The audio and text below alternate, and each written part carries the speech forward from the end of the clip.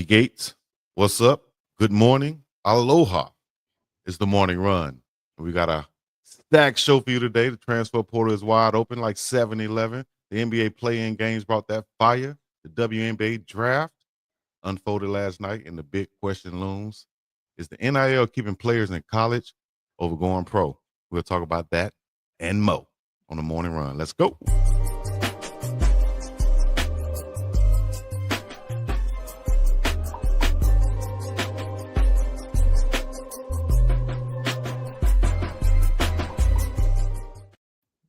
Gia, Big Dog Chico, Philip Dukes, Uncle Neely. We're live and in effect, back like vertebrae. Oh, now to everybody out there tuning in. Y'all know what it is. It's the morning run. Good morning, fellas. What it do, family? Y'all good? Good sir. Go. Ready to get it in. Hey, Chico. I'm ready. What's happening? I'm all well. Let me talk to Dukes. I talked to Dukes about Chico. Okay. Dukes, I'm always reminded that our good friend Big Dog Chico, he dropped out of Bible college. Thought you was gonna say Big Dog Chico is a boss. Because they had a Bible class. Let me tell you, it's not lost on me today. Finish it up. Finish it up. Today, I'm trying to finish it up. First of all, they had the audacity to ask me to go to damn Bible class. People go ahead. Heard the story, but you're exactly right. They had the audacity to make you think you was going to take a Bible class at a Bible college, and Chico was having none of that. None. Chico said, "I'm out of here." Today, man, if you're of the Christian faith, it's a special day, man. This is Holy Wednesday. This is the day that Judas got them pieces of silver. And it's also the day transfer portal open. I'm not saying there's correlation. Oh, I'm not saying there's correlation. I was about to go there with you, but you know what? I'm glad I'm not. We're not going to go there this morning. This morning somewhere, 7 a.m. in Hawaii, 11 a.m. Mountain Time, 1 p.m. on the East Coast where Dukes is. Hey, man, we got a lot of things to talk about. But like Unc said, man, the transfer portal is wide open. Dukes, I know you tied in. You said you've been getting a lot of calls this past, couple weeks, months, whatever. How's it looking on your end, and what are you anticipating from the transfer portal starting today? I'm anticipating some surprise names to go in that people aren't expecting. I'm anticipating a lot of people are going to go into the transfer portal with high hopes, and their hopes are going to be dashed. I think it's going to be some people who probably should figure out, can they make it work? And there's going to be a lot of people in the portal who've been asked to leave as the revenue sharing comes into play, and college football rosters are now at 105 at a hard number. You're going to see guys who I've already had conversations with guys who've had conversations in their exit meetings, and they've been like, hey, you probably won't play here, and you probably need to go into the portal. And they don't have to go because you can't physically force anybody, but it's like a strong thing, like where it's like, hey, you probably need to go to that portal. And it's happening all over the country. And I think even the Nico situation, Nico Iamaleava, I don't think it's a horrible thing. What it did at the time, it probably could have been a little better where it hurt him. Spring portal versus December, because one, he cut out a ton of teams that could have actually taken him because the SEC can't go SEC. So there's no team in the SEC that can take Nico. But the other part of it is I just think there has to be some type of fairness where guys can negotiate in earnest, because if you're not cutting the mustard, teams can tell you to leave. And if you're not cutting the mustard, teams can say, this is how much we're going to pay you now. And I think there has to be some type of parity in making it fair for student athletes and teams. But right now it's just the wild, wild west. So I'm pretty much just taking everything how it goes. What you think, Unc?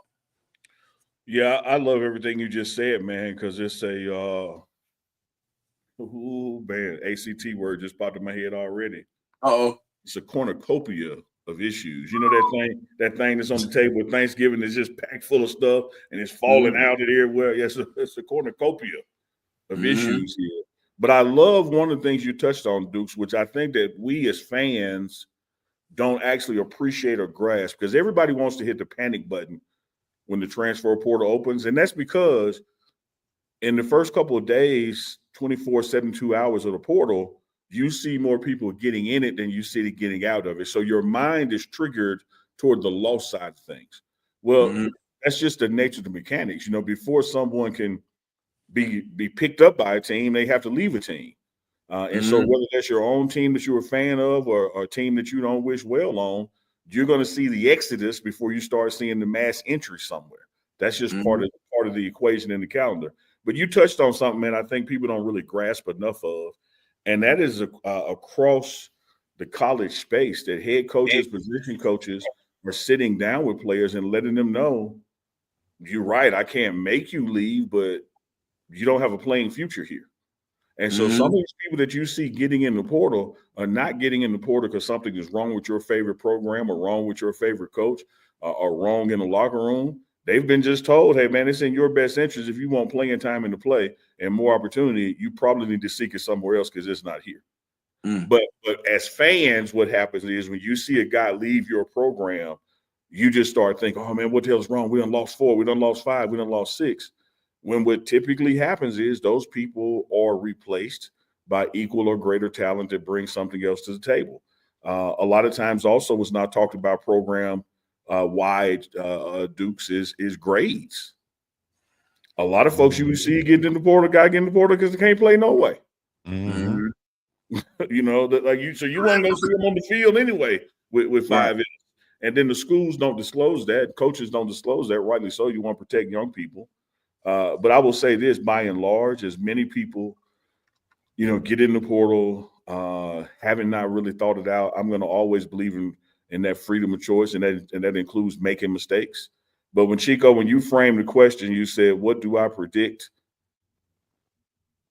And you asked Dukes and you asked me, let me tell you what I predict. I'm going to go back to Club and Lang, the Rocky movie, Rocky 3 with Mr. T.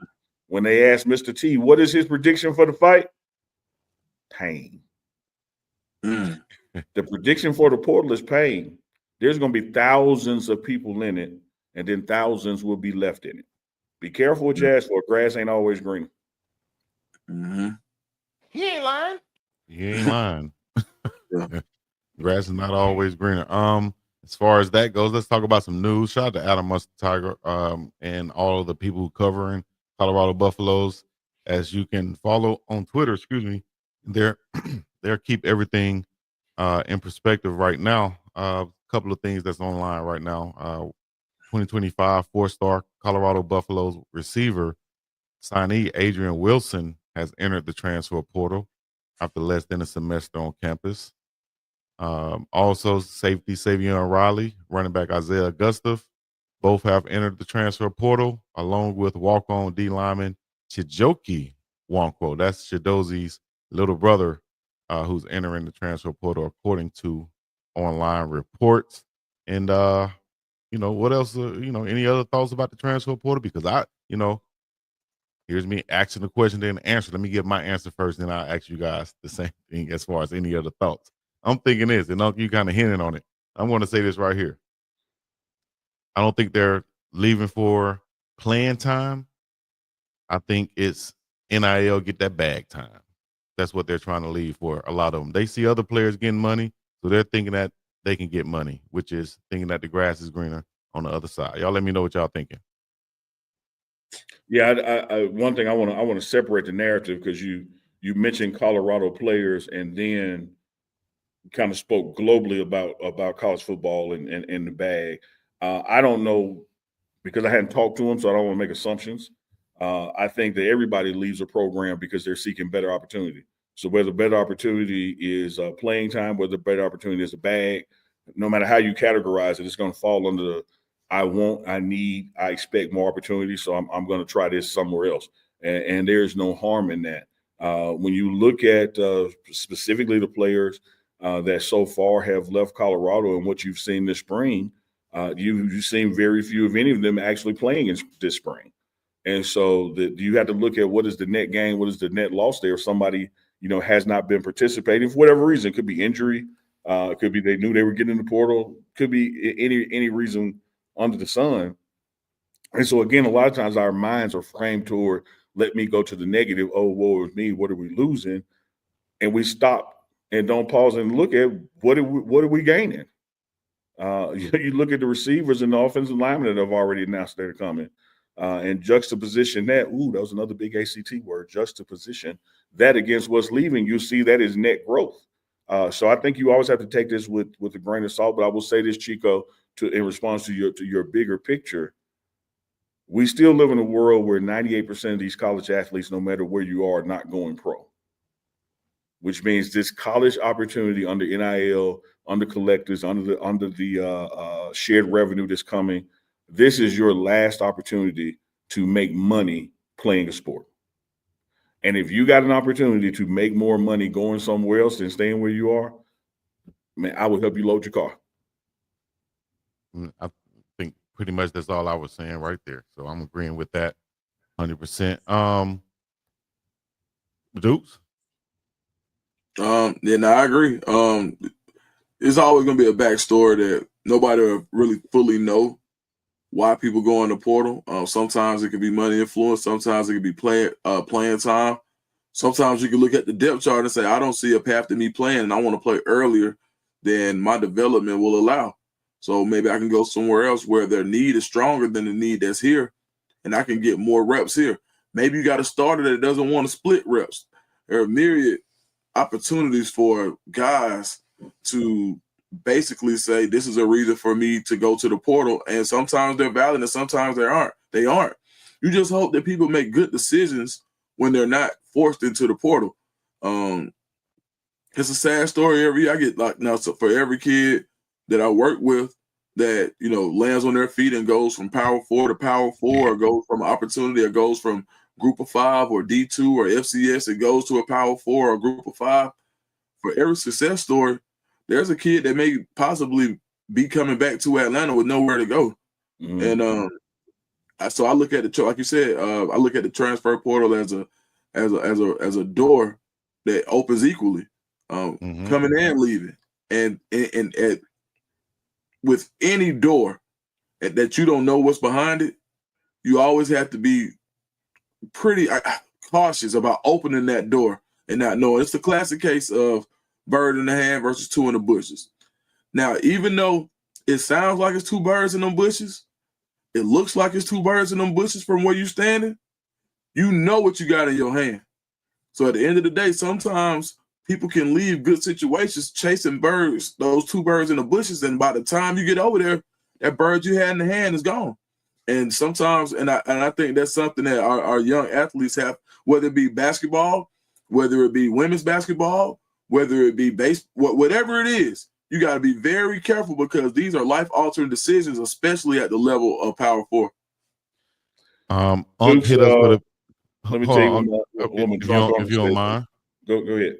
Oh, I was just going to say Unc hit us with a big word. We're going to ask him to come back on that. I just wanted to say, break down what Duke said in a simpler form if I can, because Duke's did it so well. And for everybody in the back that didn't get it, basically don't leave for a show trying to get Mo. If that makes sense. Go ahead, Unc.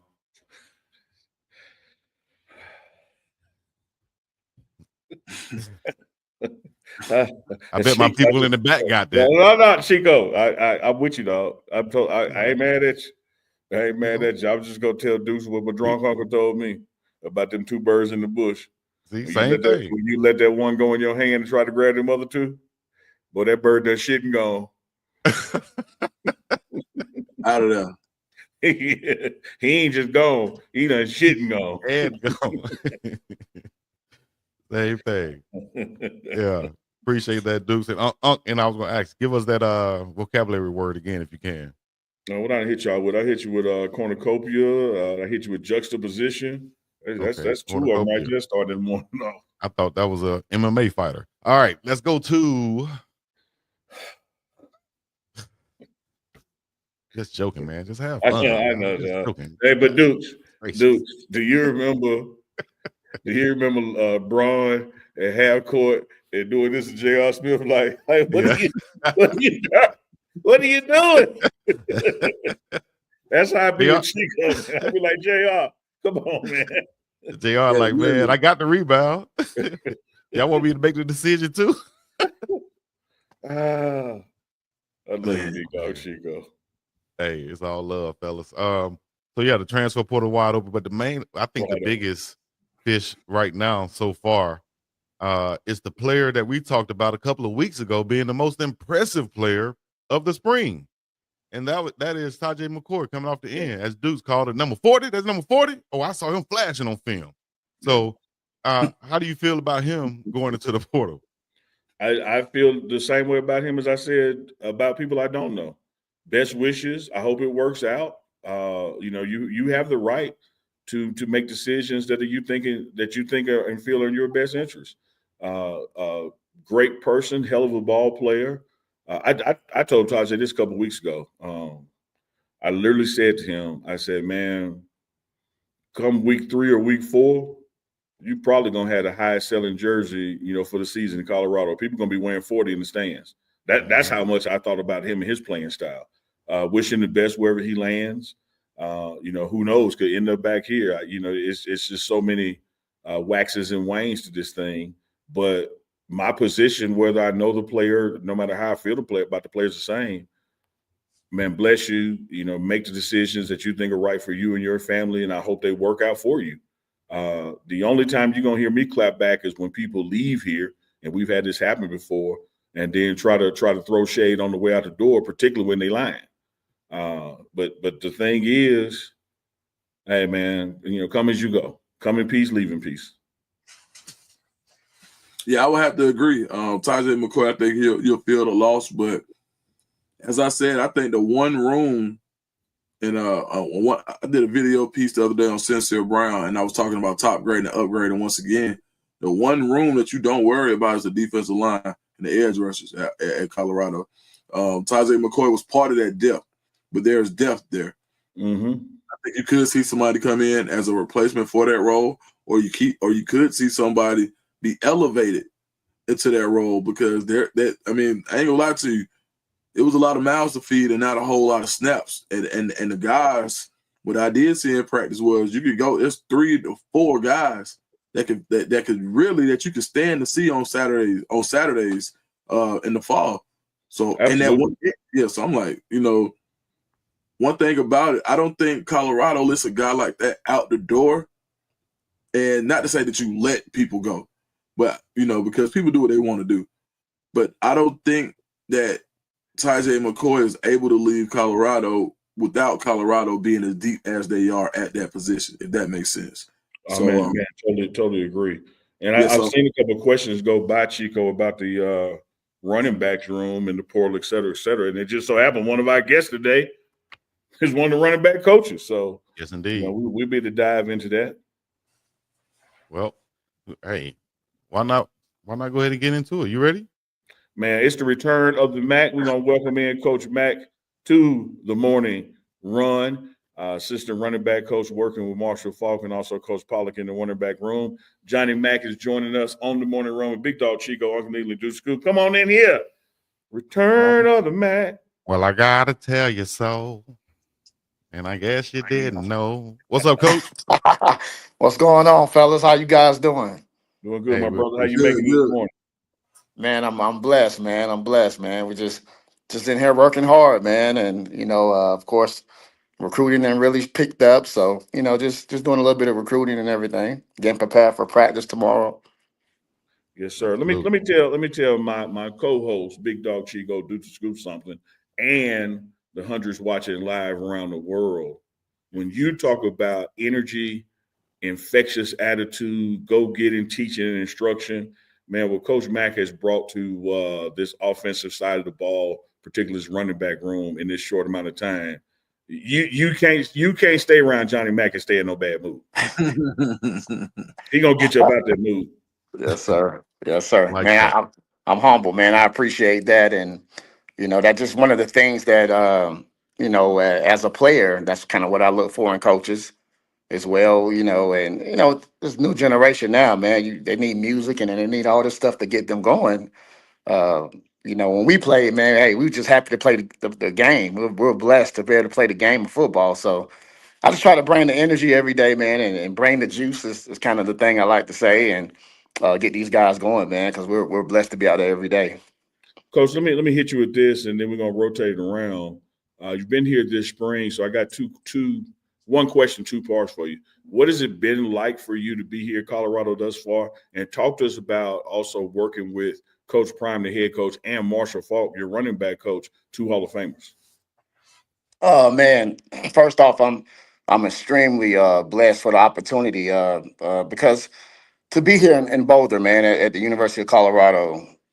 That was always one of the goals of mine when Coach Prime first started, at Jackson State, man. I manifest that. That was one of the things that I wanted to do, just kind of watching and watching. I was like, Lord, one day I want to work for Coach Prime, and never knew if it would happen or not, but I was like, man, if you see fit, Lord, bless me with the opportunity one day. And I've been knowing Ray for a long time, and me and Ray grew up together.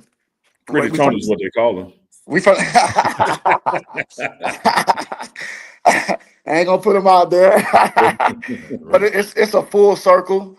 Ray. I've been knowing Ray for a very long time. My oldest daughter is actually Ray's cousin. So we grew up in Lakeland, and Ray is from Mulberry, but we grew up in the same county, Polk County, Florida. So we had that connection for a long time, and man, I've actually been trying to get the opportunity, to work on the Coach Prime since they was at Jackson State. So what I tell people, I'm like, hey, this been a 4 to 5 year process. I've been waiting for this opportunity for a while, and just kind of let you know, it's not your timing, but it's God's timing. But the opportunity, man, to be here, is still so real, and I'm just trying to take advantage of every moment and every opportunity that I get, to work and to see, Coach Prime up and close, a person, to kind of see, man, on how he handled the room, and the presence that he bring, man, is, and what you see on TV, man, is what you really, the person that you're really getting. The way that he controls, and the room, man, and the players, how they have the utmost respect for him, and how he can get these guys, man, motivated, and to go out and work and do their job every day. I'm so humble to just sit back and learn from him, and that's what I pretty much do every day, man. I listen to everything he says. I take it all in, and just continue to learn each and every day, man. And just to kind of talk about Coach Faulk. I mean, what an opportunity, who wouldn't want to be in my place right now, to have the opportunity, to work under Coach Faulk. And let me tell you a full circle moment with that. And he probably don't even remember. But when I was coming out, I was in junior college, at San Francisco Junior College. At the time in 2000, 2001, we was one of the top junior colleges in the country. Yep. And I was offensive player of the year. We had just won the national championship. I was I was offensive player of the year in the state of California at the time. And one of Coach Faulk, I guess, teammates at San Diego State, he was recruiting me, and trying to convince me, like we have to do now. Small. We always want to go to Power 5 and et cetera, et cetera. And he was like, man, it don't matter where you go, J Mac. And he was like, if you don't believe me, you can talk to my guy Marshall Faulk. And I was like, man, Marshall Faulk, you don't know Marshall Faulk. So he was like, hold on, young J Mac. And man, he called him on three-way. And Marshall was like the advocate for them then at the time. And he, got on the phone. I spoke with him and everything. I was a 19-year-old kid. And he was kind of telling me, it don't matter where you go, et cetera, et cetera. And look at it now, man. Years later, I'm sitting here working for this guy. So it's just all so real right now. And the thing I'm learning from Coach Faulk is how much of a teacher he is. Like, he's a teacher. Like, he breaks everything down. He tells the kids why we're doing this, and how we're doing this, and how to go about this. He's been in those situations before. So these kids are not just learning the game of football; they're learning the game of life. But he's breaking everything down to them, and that's what I like about Coach Fall, man. He don't just tell you what to do. He's giving you your whys, and he's breaking everything down. So a lot of teaching comes with the position here. So these guys are going to be overly advanced, once they leave this running back room. They're going to be well prepared. Dukes? Coach Mack, when it comes to running backs, you see a lot of, like right now, there's a lot you can see on social media as far as training drills or things that running backs do on their own spare time that they bring to the locker room and they bring to the practice field. Is there one drill in particular that you see trainers teach running backs independently that you think is good for running backs to have when they come in your room? I do like some of the things that these new trainers doing now. They're doing a lot of footwork stuff. And I always believe, as a running back, man, your feet is everything. So I am starting to see a lot of bit of, footwork stuff. You're starting to see guys using a lot of cone drills and trying to get guys in and out because we go inside a line of scrimmage a lot. So a lot of movement have to happen on the first and second level. Right. So I am starting to see a lot of guys emphasize that on how to get in the first level, which is the D line or the line of scrimmage, and how to get to the second level quickly and how to get out of that. So you're starting to see those transitions, with what they have at their facilities. So I'm not opposed. I'm not opposed to, and I can't speak for all trainers, but the ones that I kind of watch, like the Footwork Kings in Houston. So that's where I come from. I think he does a wonderful job with guys. I love his work. And we got a couple of guys in Florida as well, in Tampa, that I kind of watch, and I love their work as well. Nice. Yeah, I was gonna say too, because sometimes I talk to coaches and one of the things is they may come out and they're doing jump cuts in the open field when they probably should be dropping their shoulder or vice versa. And first thing I'm hearing the coach say is, "Man, you better stay your behind off of TikTok and come here and get some of this real work." And absolutely. How have you had any issues with that of not even just here, but in your previous walk, even at Hawaii or anywhere that you've been, with having to say, "Hey man, listen, you need to get back to focusing on the basics and not just some of the stuff that may look pretty on social media"? Absolutely. Everybody's doing it for clicks and bakes, right? Everybody wants that. The hardest thing for when they are with trainers is not, sometimes it can't be as realistic as you would want it. Right. They don't have the shoots to keep your pad level down. So the biggest thing with guys with trainers, their pad level is so high. Right. So you're having to really teach keeping your pads down, running behind your pads, right? Being able to go forward. That hurt them as well. I think the biggest thing it's just not realistic because you don't have anyone in front of you. So the biggest thing we're working on right now is with our inside zone is guys trusting their eyes to stay play side. They're heavy cutbacks right now, right? And the thing that we're teaching is allow your feet will follow your eyes. So just learning how to read the defense, right, and knowing where it should take you on the snap of the ball. But your eyes is everything. If you're looking back, if your eyes supposed to take you from point A to point B on the play side, but your eyes actually take you back to the backside shade, all right, your feet gonna follow. Your feet gonna follow your eyes. So that's what ended up happening. They end up cutting it back instead of trusting. So those are just things that you can't teach when you're out there getting those one-on-one trainings and things like that nature. So I would say pad level is a big deal, and just being able to have the realness of how the reads, because they don't have our playbook, right? So they can't take them over there and study those things, right? So Okay, that's the difference. great. Appreciate that, Coach. Coach, you kind of hit on it earlier, talking about your background. You're another coach who has a playing background. Can you give us, for everybody out there that doesn't know, you might not be familiar, can you let everybody know who you are, where you come from, and then your playing background and how that led to you becoming a coach and in the position that you are right now? All right. Yeah, I have an interesting story. I'm born and raised in Lakeland, Florida. It's centrally located in Florida, man, called Polk County. All right. A lot of people more familiar with Polk County area because it's a pretty big hotbed when it comes down to recruiting. So born and raised there, man.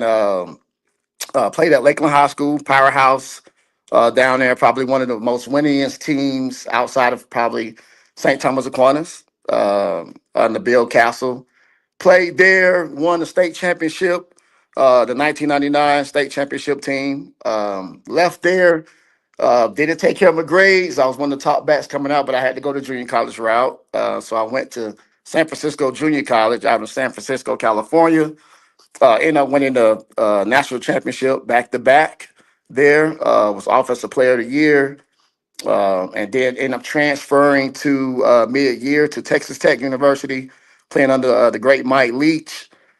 Played there 2 years, man. For him, did a lot of great things. Learned a lot from Coach Leach. Once I got done there, had the opportunity. It was harder for smaller backs back then. Had the opportunity to go play in the CFL for 2 years, Calgary Stampede. And then once I got done with Calgary, had some opportunities in the indoor league here and there periodically. That didn't work out. And then, honestly, man, I got away from football for about 5 years. Got into the corporate world in Dallas, Texas, man, and I started ending up wearing those suits and doing all those things, man. And I realized that wasn't for me. I know I had a bigger purpose in life, and man, and then reached out to a few of my coaches. You know, it's all about who you know. And the great Benny Wiley, who's the strength and conditioning coach at USC right now, got me in at SMU, gave me the opportunity. He knew somebody there, got me in at SMU, man. Kicked off my career at SMU, started coaching there. I stayed there with June Jones and actually Bucky. Bucky was on that squad at the time. So that's how I kind of got affiliated with Bucky and knew him and Coach Jay Field. A lot of those guys was on that SMU staff. And that's how that whole circle started. And then I went and got my GA at East Central University in Ada, Oklahoma, Yeah. and left there, went to the University of North Texas. All right, went to University of North Texas from there with Seth Luttrell. Left University of North Texas, then had the opportunity at Hawaii with Nick Rolovich, who was also an alum for San Francisco City College, where we won a national championship at. Had a good time out there. Stopped there, and then went to Southeastern University from there, back in my hometown in Lakeland, Florida, NAIA powerhouse down there, and got out of college for a couple of years, coached high school ball at the North Shore, at North Shore High School and Pato High School. And then, man, I end up here. Yeah, Wow. so, wow. Yes, sir. Yes, Hey, sir. So a different journey, that led me here, man. But like I tell anybody out there that, that want the opportunity, man, don't give up. No matter what route you have to take. If it's meant and you put in the work, man, the opportunity will come. Just be ready. Glove 96 says Jay Measy, what's up? He played with you at Texas Tech. Oh, that's my guy. He was a dude, man. He was a baller. He was a baller. Then, Reverend BJ Nelson, who's out there in Cali, he says San Francisco City College on Ocean Avenue. Represent. Yes, sir. Yes, sir. Yeah, so you got some kinfolk in the chat supporting you. Hey, Deuce, you asked him a question about drills. Let me tell you about this brother, man. I know y'all can't see him well, but he's still yoked up now. he's standing at the end of them pads and giving that last direction, and sometimes they don't see it and they hit him and they bounce off. Man, come on. You crazy. Hey, man, when you 5'7", 5'8", man, you had to have the advantage. I'm gonna have the advantage some type of way. If you're gonna be, find it I always used to tell guys, no doubt. I'll say if you're gonna be smarter than me, I'm gonna be faster than you. If you're gonna be faster than me, I'm gonna be stronger. I'm gonna find a way to be better than you. Well, see, I work on that same thing with my man Big Dog Chico. I be trying to tell him, Chico, you can't have that haircut and can't read. You got to pick a struggle. You can't be feeling the haircut and read. Come on now, dog. Come on, man. Come on, man. Coach, let me ask you something about your room. The portal is open. Yes, we know Isaiah has gotten in the portal, but you got some dogs in there left. And if I know you and Corey and Falk, we got some dogs coming. What do you like that you see in your room? With Dallin and Micah, Charlie, all the folks are still left in there. What are some of the bright spots you've seen this spring coming from the running back room? Man, first off, it was Isaiah was a big loss for us. At the end of the day, man, I'm happy for any kid that if a better opportunity come, man, hey, I get it. We understand, man. We're not gonna hold any kids back on better opportunities. So to me, it's always the next man up mentality. It was always like that to me as a player, and I feel the same way now. So that's the biggest thing that we brought to our guys is, hey man, it's a great opportunity for you guys to take advantage this spring, right? Who's going to be that next guy to step up and take the throne, right? So it's a wide open competition right now, and these guys, I could tell you what, man, from the first day, of practice until now, man, we have dramatically got better in our room. You know, like I told you guys before, every guy, including Isaiah, when he was here, those guys we couldn't run inside zone the right way. Our footwork was bad, our path was bad, our pad level was bad. I mean, it was a lot of work to clean up. These guys. One thing about them, they all take the coaching. They all take the coaching and they want to learn, man. I think Dallin really took a step forward this spring. He's been really consistent here lately, man, and he has turned to a different back. I'll tell you guys that.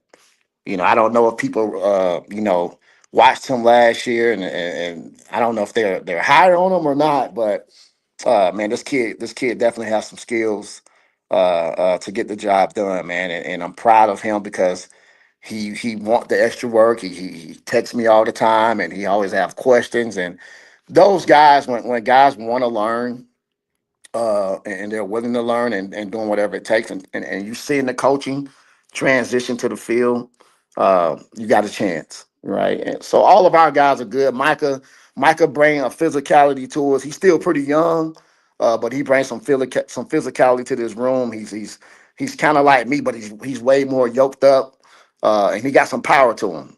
He's going to be a good player for us. I know he's been battling some injuries here and there. That's the only thing kind of holding him back right now. So I think kind of once he, his body and everything start growing into each other, I think that'll prevent some injuries for him, and you'll see some good things out of him. Charlie, man, who don't love Charlie, right? Charlie is the guy, man. Charlie does everything right for us. I love Charlie. I've grown to love him, man, since I stepped foot on the campus. And he always doing everything right for us. So I think he'll be able to help us too. So those are three solid guys right there that'll be able to help us. You got Brandon Hood. Brandon Hood kind of faced some injuries, battled some injuries the first couple weeks, so he was kind of out. Now you're starting to see he's starting to come around and be healthy now. So you're starting to see him break some runs. You've seen the last, I think, not this past practice, but the practice prior to that, he was breaking some runs here and there now. So he has some ability as well to bring to the room. And then you got Titus and you got Christian. Those guys, they're still coming along. Still got some work to do. I love our room, man. Again, and Coach Falk will tell you the same thing on just these guys are buying in. They're buying in and they're lifting, they're getting stronger and bigger and faster in the weight room. Coach Swan's he's doing a really good job with those guys in the weight room. I can already see the difference in those guys. So our strength staff are doing a great job with those guys. And I just love our room all aboard. So we'll add some pieces, of course, right? You always want to create that. You always want to create that competition. And to me, when you bring in guys, man, those guys that's already here should step their level of competition up, and hopefully the guys that we can bring in can be an impact for us as well. So, we ain't hard to find. We ain't hard to find. Hey, J Mac, before we go to Dukes, I got to tell you a story that I told Dukes a couple of weeks ago. He was at practice getting ready to start, and Coach Falk happened to be out, which I didn't know at the time. But I said to him, I said, Dukes, man, make sure you go to that end of the track and listen to the teaching that takes place in that running back room, man, with you and Coach Falk, because I think across the board, man, the level of instruction, the why, the understanding, you could just see the light bulbs go off in these guys now, and they're more energetic about running because when you're telling them to place a foot somewhere to break off from this point, man, they're starting to get it. And so I just want to share that with you and Deuce because he went down there to watch y'all teach, not coach. Okay. Yeah, man.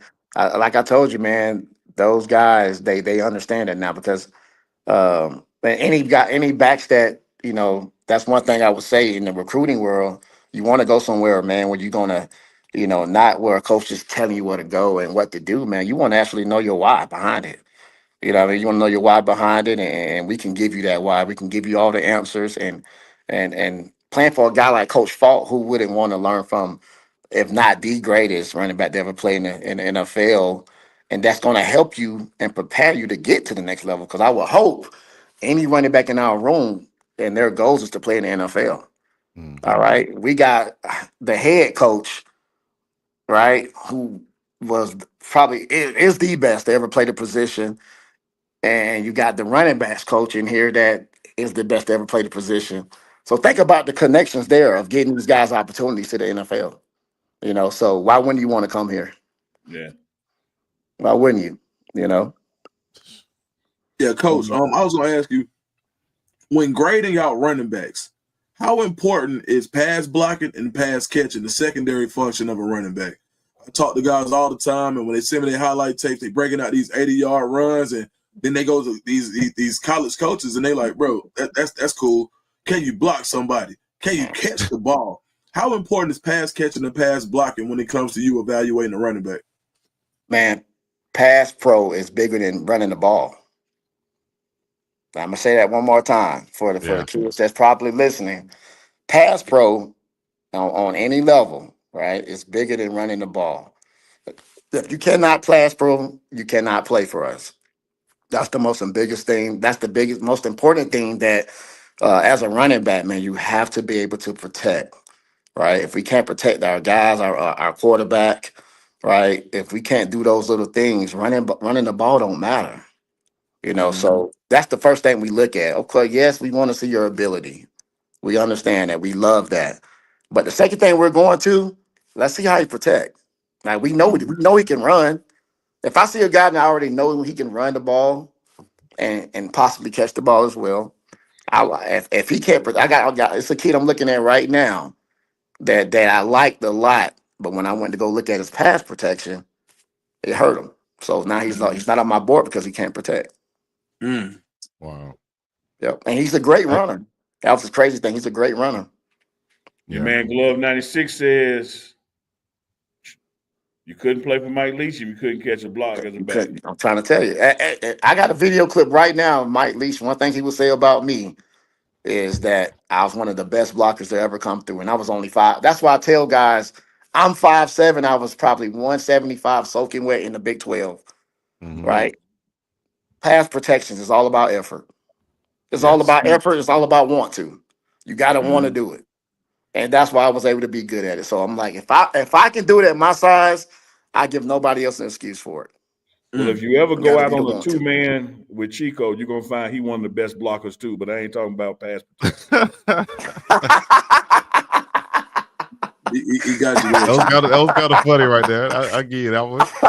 Damn, Chico, you rival me like that one actually turned over right there, Unc. That one. I like that one. And that was a good one.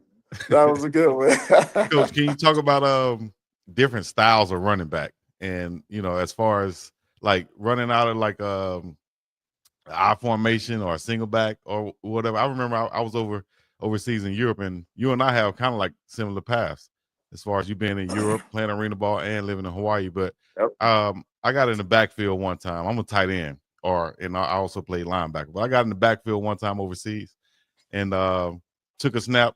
Linebacker hit me right in the mouth. I said, "Dog, I don't want to be running back no more, dog. Put me back on the line." So there's different type of. You guys kind of break it up a little bit. Okay.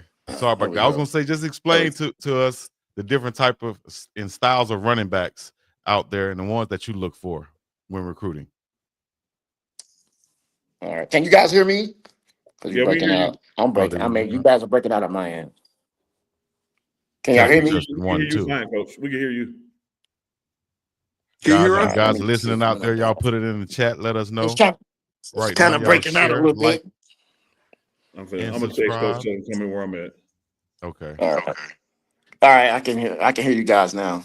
Okay. All right, testing one. So I was just going to say, explain this different styles of running backs and the ones you look for when recruiting.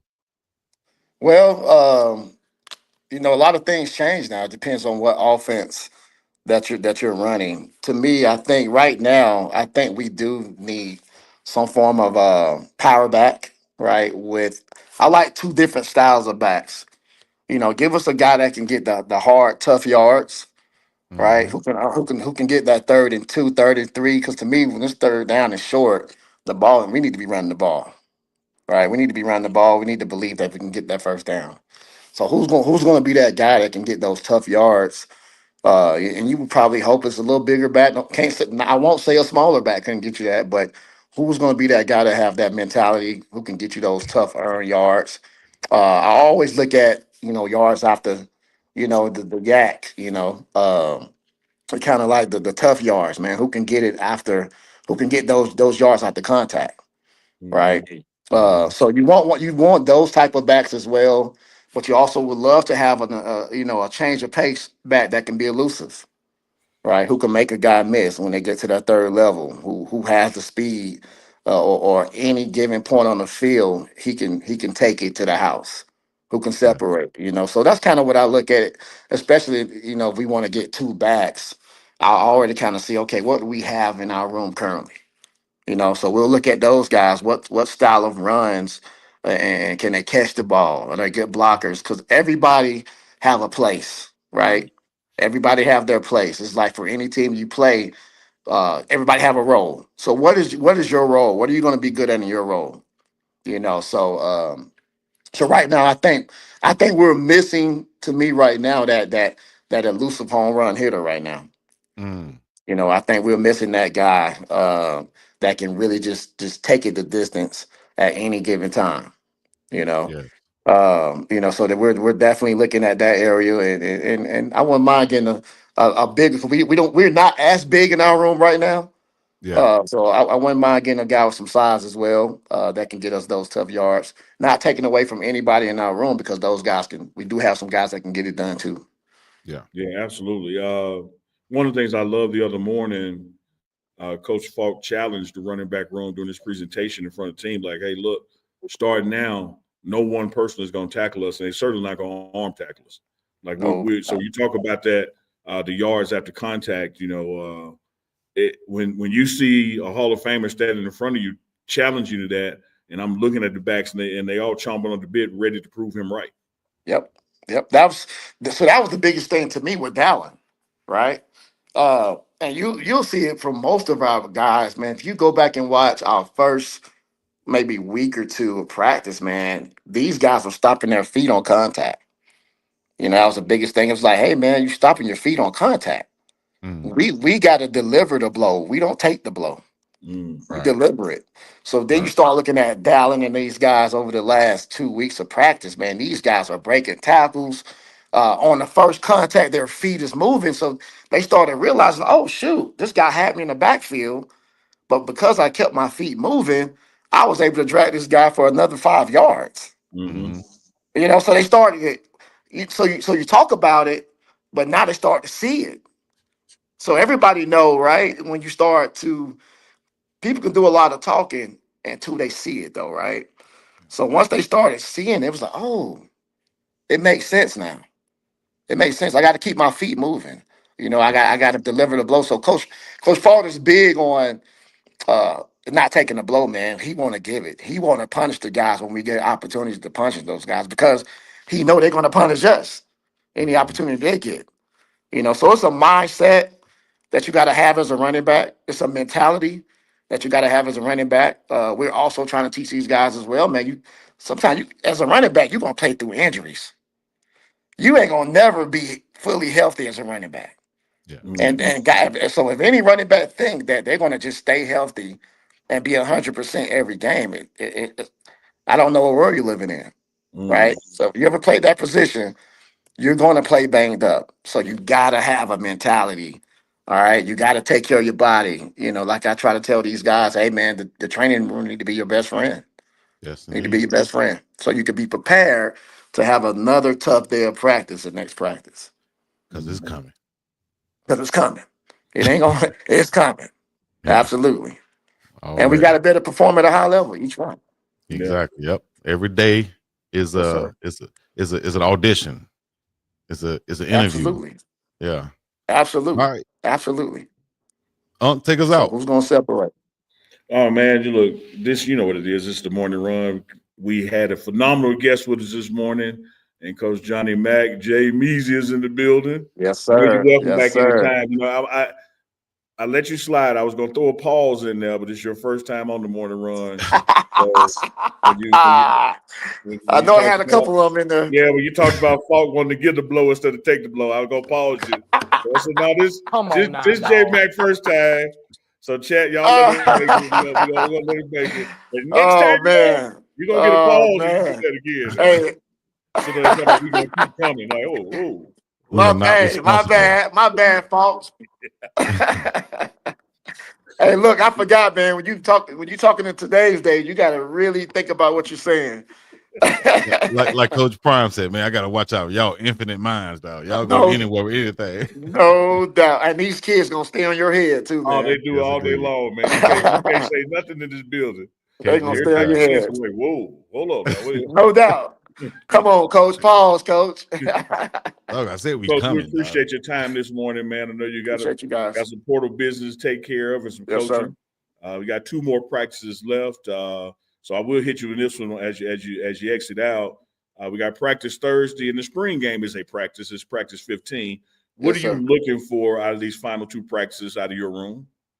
I just want to see, man, the exclamation point on the finishing part of, putting it all together, right? We grade our guys every day, every practice. We grade our guys, and no one has really hit a 4 yet, which means, hey, we fully trust you. You the guy. You're doing everything we're asking you to do, right? A lot of guys they've been averaging 3s, and we got a couple of guys that's right there, right? That's right there. So I would like to see over these next 2 practices, man. Guys finishing with a 4, man, with a 4 ranking. Mm-hmm. Good stuff. We know you'll get it out of them if it's in them to get. We appreciate your time, Coach. Y'all don't go nowhere. We still got about 8 more minutes left in the show. Coach, appreciate you. Know you welcome Thank back you. on in, man, anytime. Yes, sir. Love chopping up with you in this building. This guy knows ball, and that is no pause. My man, Appreciate Jay you Mack. guys. So appreciate Man, you. thank you guys for having me on. Yes, Yes, sir. sir. Appreciate you, Yes, sir. Coach.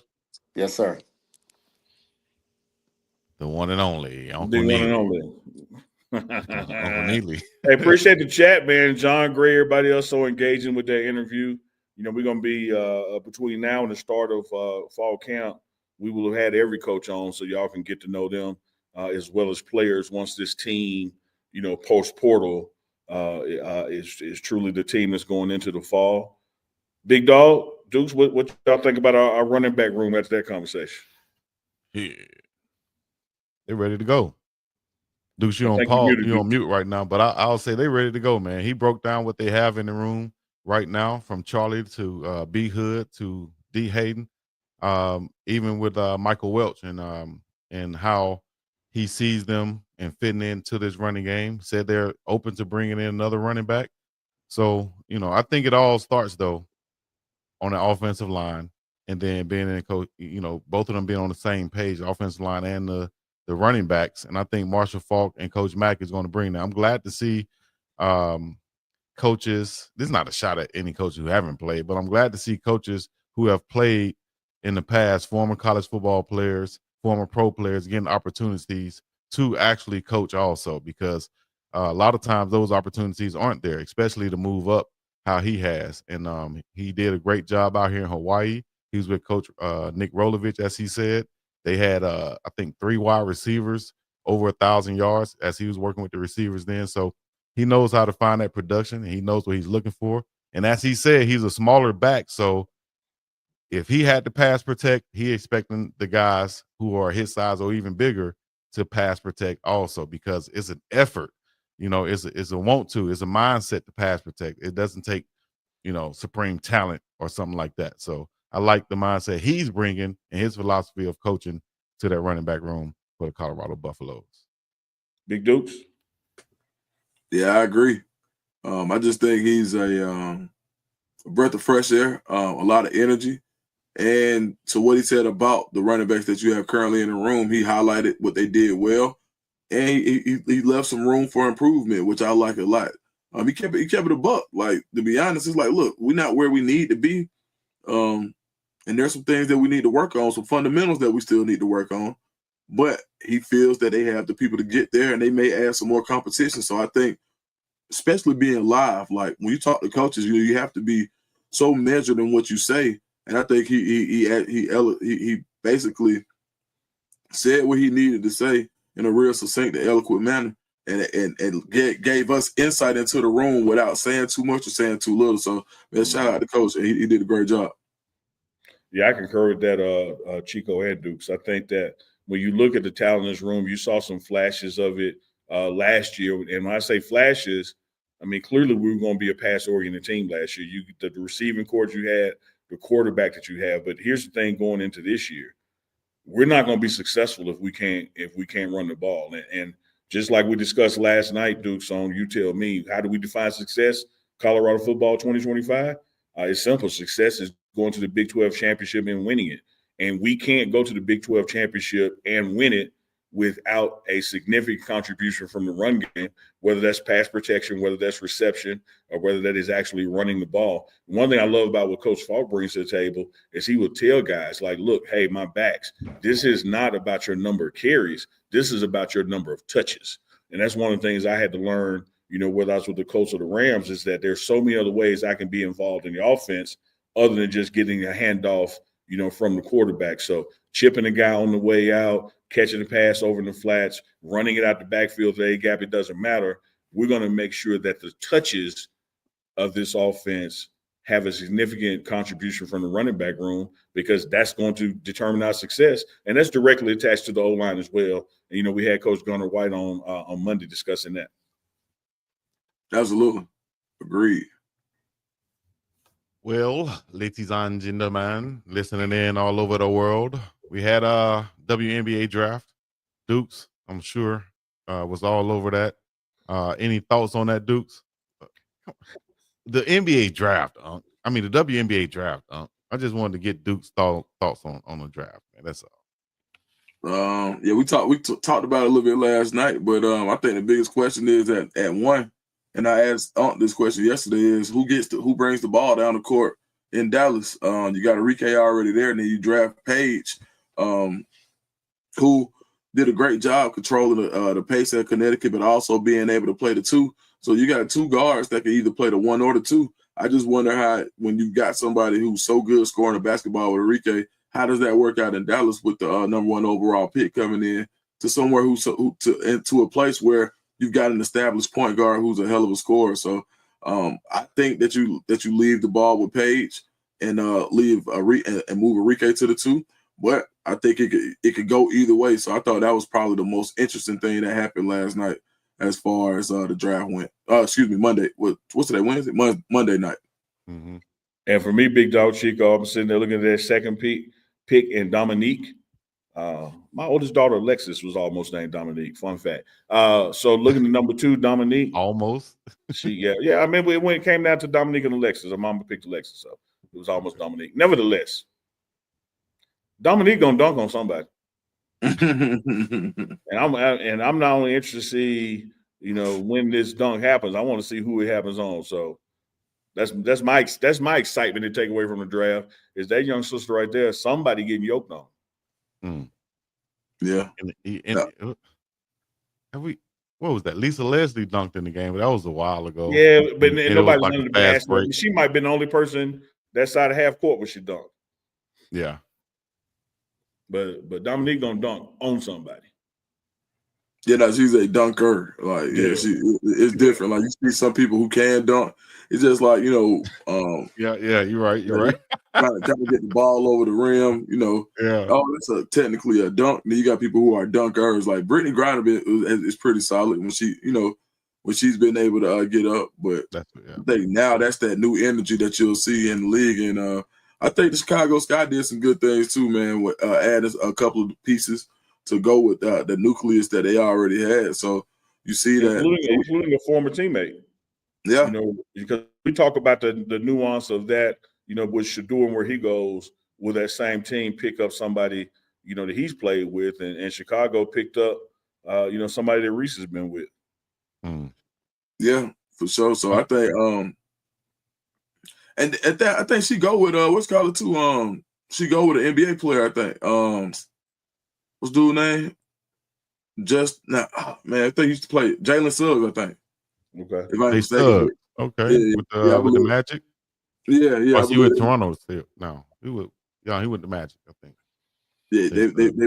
Yeah, so they made their I guess that their what they call it, their what you call it when you announcement. I forget, it's a term they give it. Hard launch, maybe something like that. Yeah, man, don't make me laugh. Yeah. No, I just showed my altitude right then. Altitude, I love it. Hey, Chico, before we wrap up, got a real quick for the culture. Yeah, well, we can't leave without that question too, which is NIL or WNBA. Like you see, Flau'jae Johnson, she's staying in college basketball. Oh, look, let me tell you this.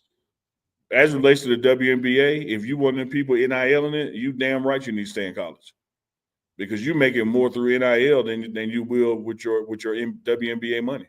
Mm-hmm. Yeah, you better milk it. And really, I'm gonna tell you what's gonna be next though. Unrivaled, if they continue to be able to fund these WNBA players, and they only playing, I believe, like the top 30 or the top 50, something like that. I forgot what the exact number is.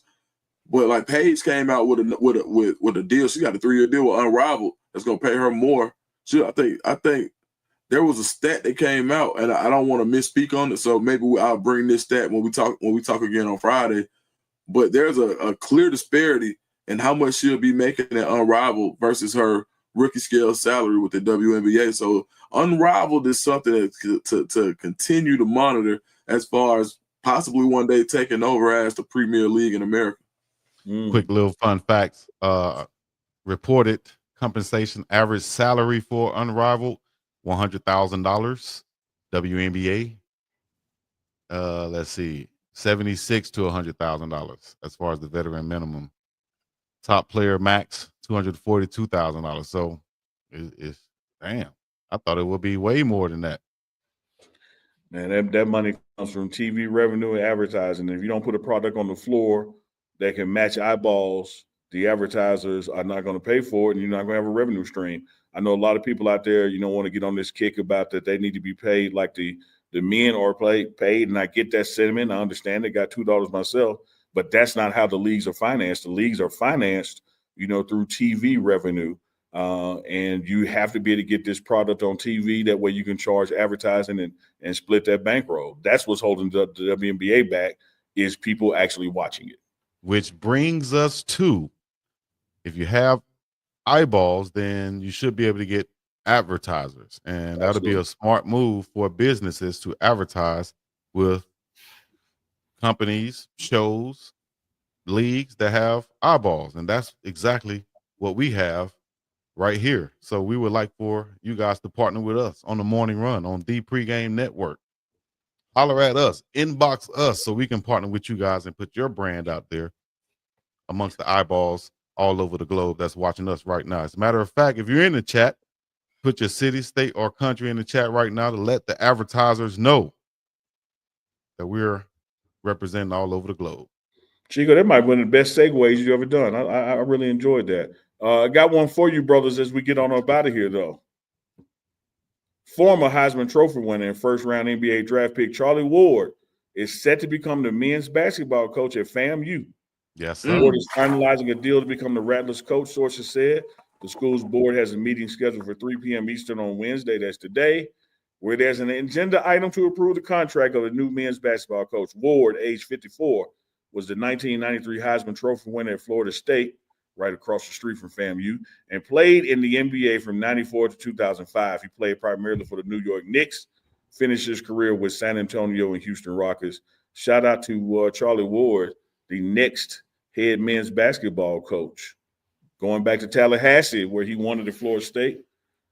Yep. Now he's taking it to FAMU, basketball coach. Shout out to him. Great move. I think shout out to Norfolk State too. They brought back a former NBA player, alumni, Kyle O'Quinn. I think he played with the Knicks back in the day. He's there on the staff. I think he's dealing with player personnel and things of that nature. So I like that the different schools, HBCUs, are bringing back notable alumni or people that are associated with the programs to bring more awareness to those programs.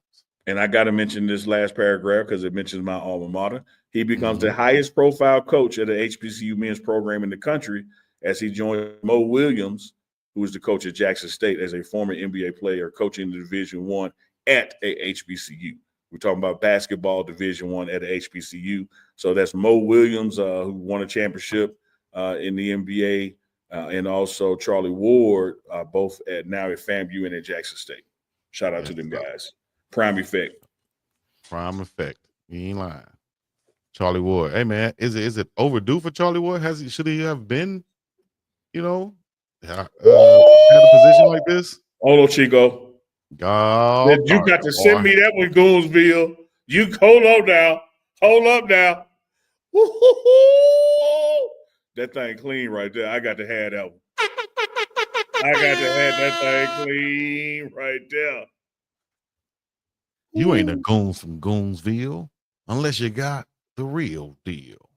That's a hat on your head or a scarf on your bed and about to drop a Goonsville jingle or something, dog. Y'all know what it is. In the head and a scarf in the bed.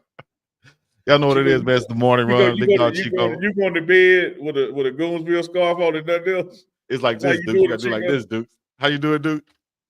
Duke.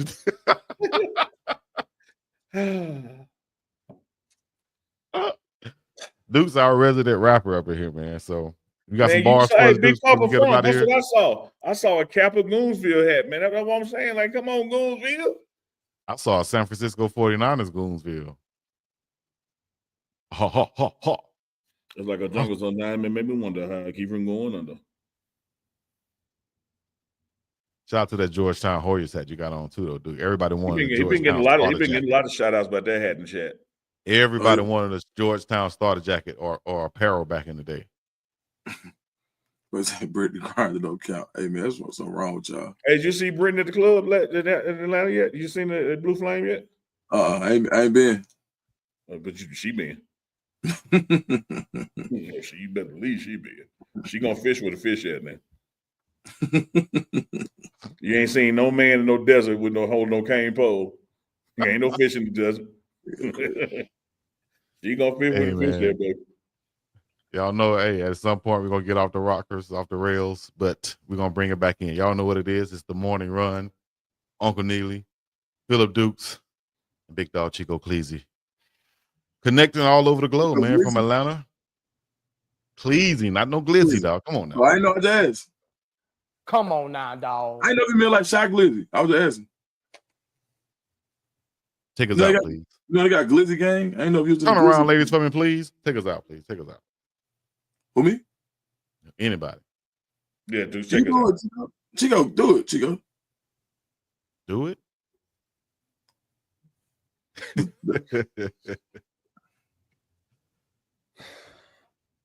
Hey, it's been the morning run with your man, Uncle Neely, Deuce the Scoop, and some dude named BDC, Big Dog Chico. What's wrong with y'all, dog? We told you to do it. You ain't want to do it. Wrong with you y'all? Eating on a glizzy. Hey, yo. Gang, Chico. Hey. Inbox us if you would like to partner, advertisers. You know what I mean? Y'all want to any businesses. Big Dog Chico Glizzy. Hey, don't give a damn. Said Chico part the Glizzy gang. GG. Glizzy gang. We're eating them churros. Where Unc is the president. Like I started Unc is the president and Dukes is the founder. Like I started off with, baby. This is Holy Wednesday.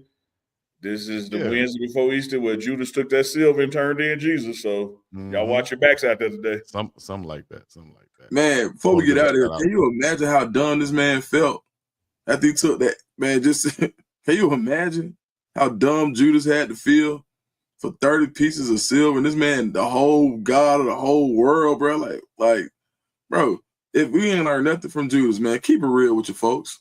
Yeah, keep it real with your people. Keep it real with your folks, man. What did Young Dolph say as far as that goes? Man, just keep it real with your dog no matter what. Reach. There we go. There we go. That's a great ending. Take us out, Chico. I'm gonna take you out with this right here. Y'all was talking about not that, but look at you. He ready. Shout out to my folk, man. That right there, if y'all want to take it to some religious stuff, but we're not gonna do that. We're just gonna say, everybody say your prayers, you know what I mean? Give thanks, and be sincere about it. My mom used to tell me, get on your knees, go into a dark place, say your prayers, tell God who you are, say your name out loud so he can hear you, and don't be afraid. All right. I'll tell you, my grandmama told me, don't go in that prayer closet talking to that man with all them thou-outs. Talk to him like you talk to me. Tell him what you want. Okay. You don't come here saying, Big Mama, thou art my love without talk to him like you talk to me. Talk to him. He ain't lying.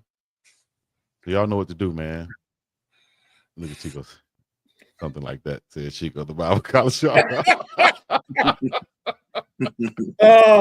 Andre Walker, man. That joke, hey, Andre Walker be shooting shots, man. Well, y'all ain't missing none, is it?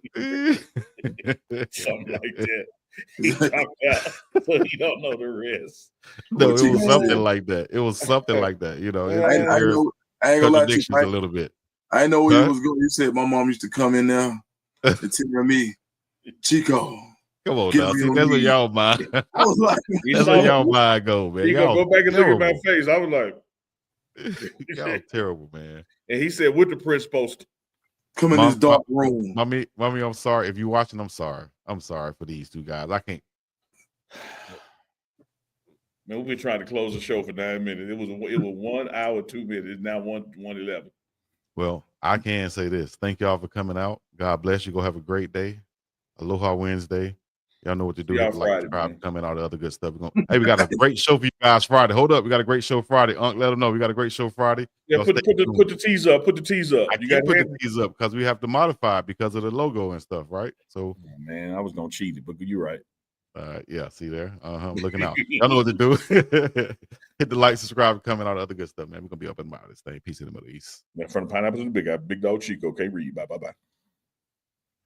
We're not going to leave on that. I'll stay up in this middle. I bet you leave before I leave. I leave. You're right, because I'm hungry as hell. Otherwise, I call your bluff. We both sit here and look at each other. Duke's like, man, can I leave? In a minute, Deuce. In a minute. That's how you do it, baby. We had a bet, chat. Somebody gonna leave first, and it won't be Big Dog Chico. Y'all know what to do. Subscribe, comment, and everything else. We up and about this thing. Peace upon the Middle East. Okay, we can go now. Yeah, y'all.